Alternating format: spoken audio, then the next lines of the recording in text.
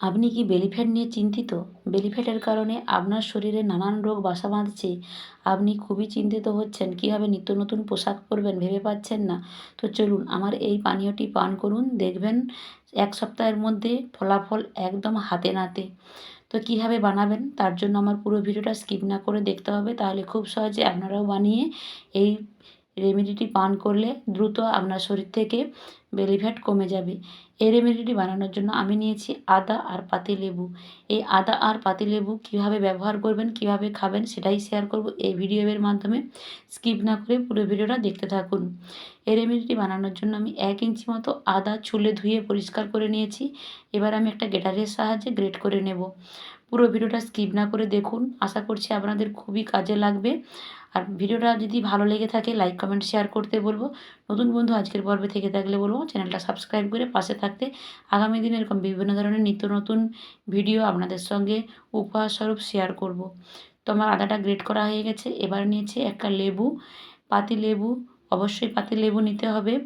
এটাকে আমি কেটে ছোটো ছোটো করে টুকরো টুকরো করে নেব। পাতিলেবুতে প্রচুর পরিমাণে ভিটামিন সি থাকে। ভিটামিন সি শরীরের চর্বি গলাতে সাহায্য করে। ভিটামিন সি শরীরের পাওয়ার ইউনিটি ক্ষমতা বাড়ায়। তাই লেবুটা অবশ্যই লাগবে এই পানীয়টি তৈরি করার জন্য। তো লেবুটাকে আমি ছোটো ছোটো করে টুকরো করে কেটে নিয়েছি আর আদাটাকেও গ্রেট করে নিয়েছি। চলুন তাহলে এবার আমি রেমেডিটা শুরু করি। গ্যাসে একটা পাতিল বসিয়ে দিয়েছি। পাতিলে আমি ৪ কাপ জল মেপে মেপে দেব। আপনারা আপনাদের পরিমাণ অনুযায়ী দেবেন। আমি ৪ কাপের পরিমাণ অনুযায়ী সব কিছু নিচ্ছি। তো ৪ কাপ আমি জল দিয়ে দিলাম পাতিলের মধ্যে আর গ্যাসটাকে অন করে দিয়েছি আমি। এবার আমি ওই জলের মধ্যে দিয়ে দিয়েছি গ্রেট করে রাখা ওই আদাটা। এবার দিয়ে দেব টুকরো করে রাখা লেবুটা, এর মধ্যে দিয়ে দেব। দিয়ে সমস্ত কিছু উপকরণ সুন্দর করে এটাকে মিলিয়ে নেব। দিয়ে একেবারে টকবগিয়ে ফুটিয়ে নেব। টকবগিয়ে ফুটে গেছে। এই ফুটন্ত জলের মধ্যে এবার আমি দিয়ে দিচ্ছি ১ চামচ আস্ত গোটা জিরে। আপনারা চাইলে জিরেটাকে ওভারনাইট ভিজিয়ে রেখে তারপর এটা বানাতে পারেন, কোনো অসুবিধে নেই।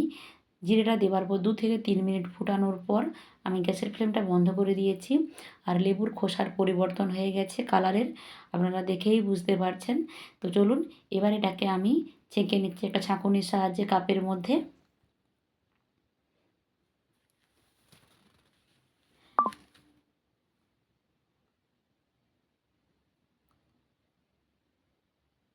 তো আমি ২ কাপে ছেঁকে নিয়েছি। ছেঁকে নেওয়ার পর আপনাদেরকে দেখাচ্ছি। দেখুন কতটা মানে কেমন কালারটা এসেছে। তো আপনারা যদি ওভারনাইট ভিজিয়ে রাখেন তখন কিন্তু এরকম কালার আসবে না। তখন আসবে লিকার চায়ের যেরকম কালার হয় সেরকম কালার আসবে, কোনো অসুবিধে নেই। এটা আমি ডাইরেক্ট করেছি বলে এই কালার এসেছে। তো এরপর আমি যেটা দিয়ে দেবো হানি। ১ কাপ এই লিকুইডে ১ চামচ হানি দিতে হবে। তো যেহেতু আমি ২ কাপ বানিয়েছি তো ২টো কাপে আমি ২ চামচ হানি দিয়ে দিচ্ছি। দিয়ে এই লিকুইডের সঙ্গে হানিটাকে সুন্দরভাবে মিলিয়ে নিতে হবে। আর এটা যখন পান করবেন অবশ্যই কুসুম গরম থাকতে হবে। খুব অতিরিক্ত গরম হলে কিন্তু হানির যে গুণাগুণ সেটা নষ্ট হয়ে যাবে। তো তাই আমি হালকা মানে গরম থাকতে থাকতে আমি এই হানিটা দিয়ে তারপর এটা মানে পানীয়র উপযোগী করে তুলেছি। তো আমার একেবারে মানে খাওয়ার উপযোগী হয়ে গেছে। এই পানীয় যদি সকাল আগে একবার, সন্ধেবেলা একবার, ২ বার যদি প্রত্যেক দিন খাওয়া হয় ১ সপ্তাহের মধ্যে আপনার অনেক ওজন কিন্তু কমে যাবে। এই পানীয়কে বানিয়ে নিয়ে মানে স্টোর করেও রেখে দিতে পারেন। তার জন্য আমি একটা কাঁচের যে বয়াম নিয়েছি, আপনারা চাইলে কাঁচের বটল নিতে পারেন। ছাঁকুনি দিয়ে ছাঁকার পর এই পানীয়টি স্টোর করে ফ্রিজে ঠান্ডা করে ফ্রিজে রেখে দিতে পারেন। যখন খাবেন বের করে গরম করে, হালকা গরম করে তাতে মধু দিয়ে খাবেন। মধুটাকে কিন্তু মিশিয়ে রাখা চলবে না। মধুটা যখন খাবেন সেই সময় মিশিয়ে খেতে হবে। মধুটা যদি মিশিয়ে রেখে দেন, যখন আবার গরম করবেন তখন মধুর সমস্ত গুণাগুণ নষ্ট হয়ে যাবে। তো এইভাবে যদি স্টোর করে রাখা হয় কোনো অসুবিধে নেই। একবারে আপনি দুদিনের জন্য স্টোর করে রাখতে পারেন।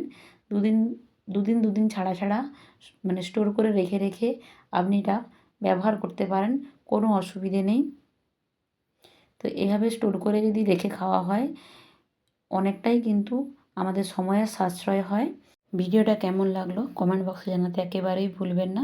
বন্ধুদের মাঝে শেয়ার করুন। আপনি যেমন এই ভিডিওটি দেখে উপকৃত হয়েছেন, ওনাদেরকেও উপকৃত করুন। আজকে বিদায় নিচ্ছি। টাটা।